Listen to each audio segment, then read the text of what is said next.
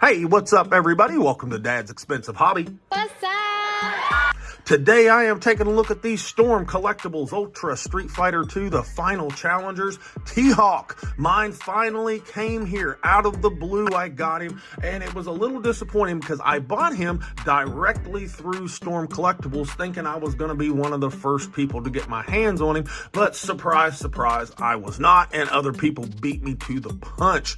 So that was a little annoying. I don't know if I could recommend going directly through Storm Collectibles when there are people that you could just find on, say Instagram that are Chinese vendors that you could get it a little bit quicker.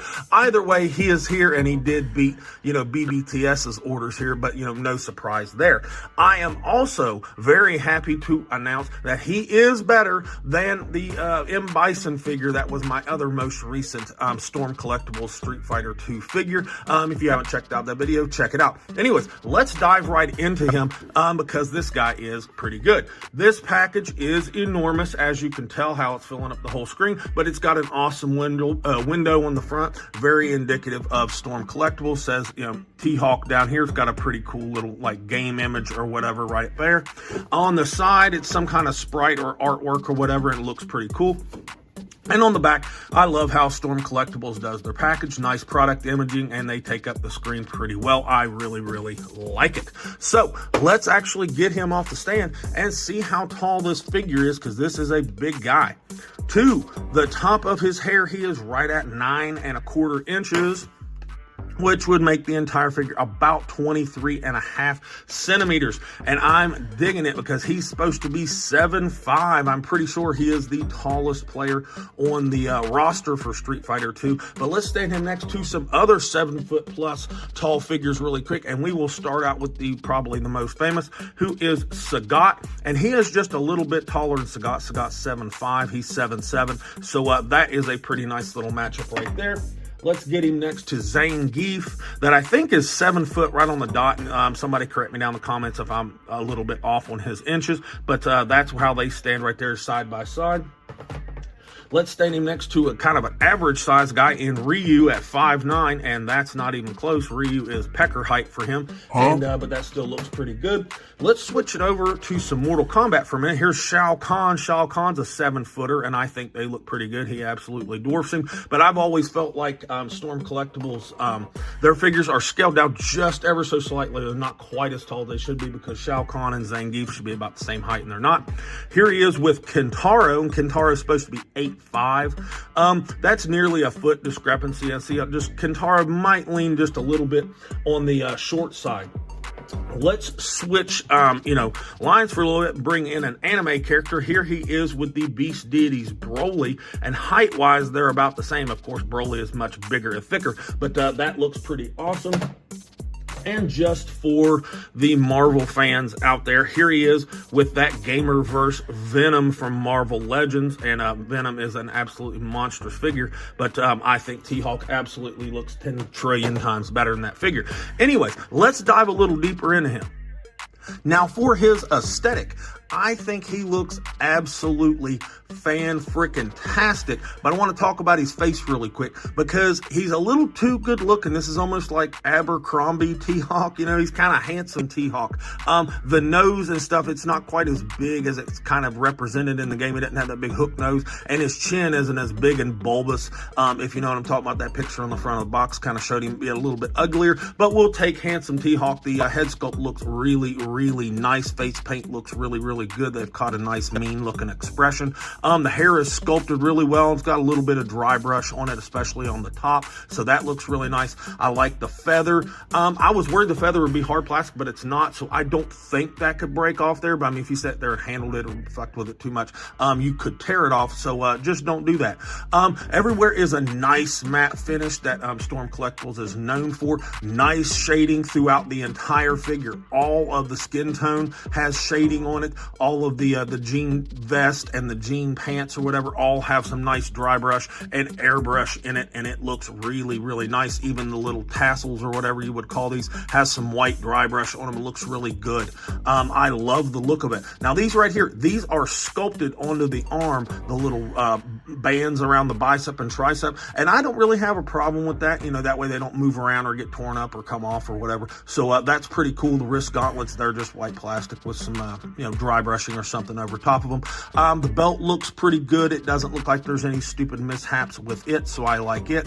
Belt buckle looks good and stuff. Pants, nice texture on them, and of course, again, that shading through there, it looks really, really good. His boots look really, really good. I thought they were moccasins, you know, because I'm just kind of an idiot, but they're not. They're boots with something kind of overlaid them, and they look pretty good. Maybe a little bit more of dry brush or something around the tassels on these to make them pop, I should say, but they look pretty good. The paint of the boot, the color looks good, and the bottoms of them look good. So overall, he looks really nice. Got some pants on his little booty right there.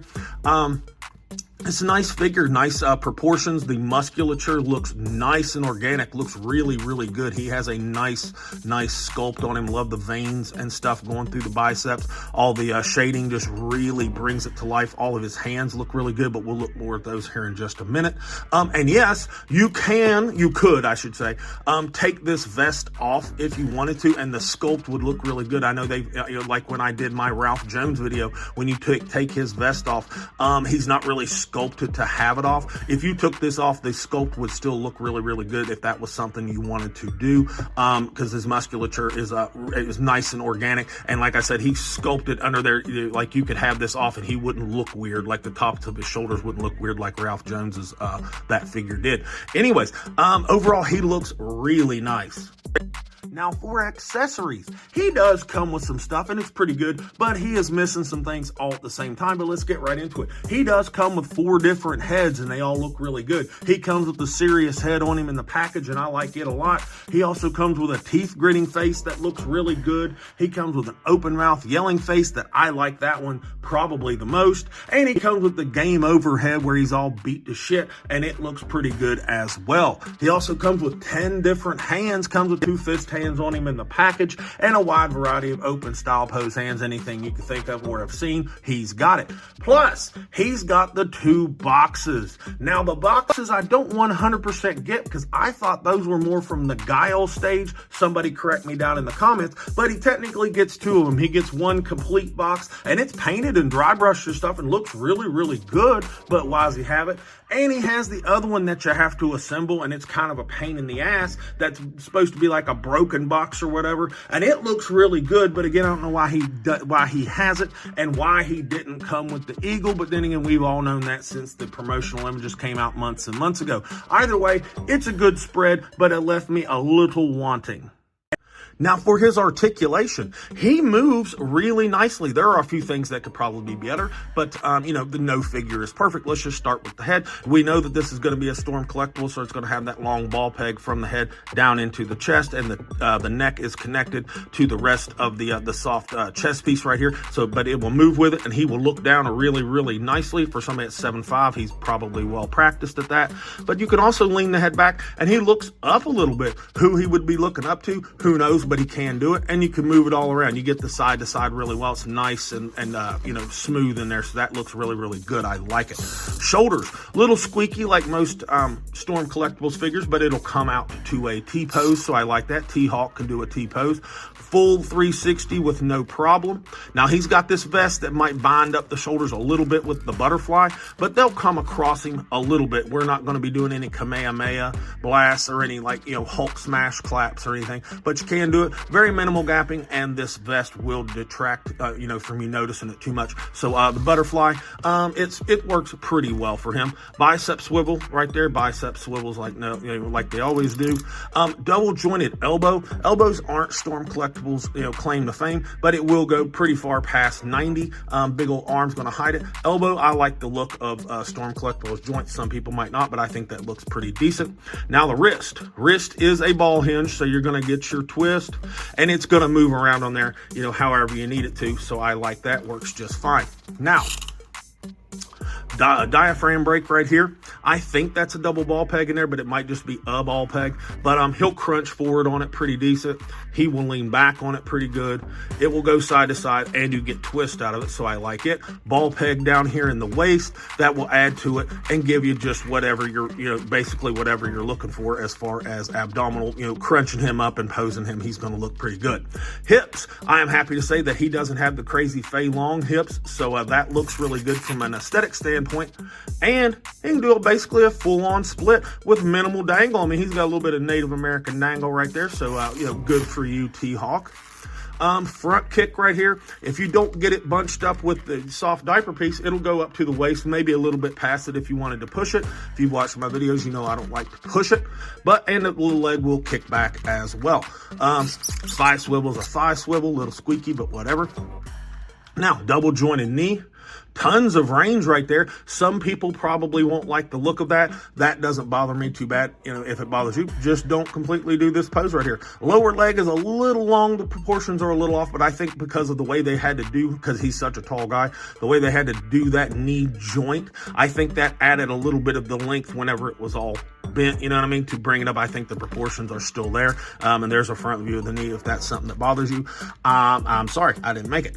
Ankles, they're on the same kind of system. They're, a ball hinge or whatever, but the way his boot is designed, you're not going to get a lot out of it. A little bit down, a little bit up, not much rocker because this like soft plastic piece comes down around the foot, so you're not going to get much out of it. You can get a little bit of rocker, but not a big old bunch. No peg hole in the bottom of his foot. And his toe hinge, it does work and it's tight. Definitely too far back on the foot looks wise, but I think it would hold the weight of the figure. I don't like that because of that step right there. You know what I'm talking about right there in the break of the foot. But overall, he moves really darn good. Final thoughts on the Storm Collectibles Ultra Street Fighter 2 T-Hawk here.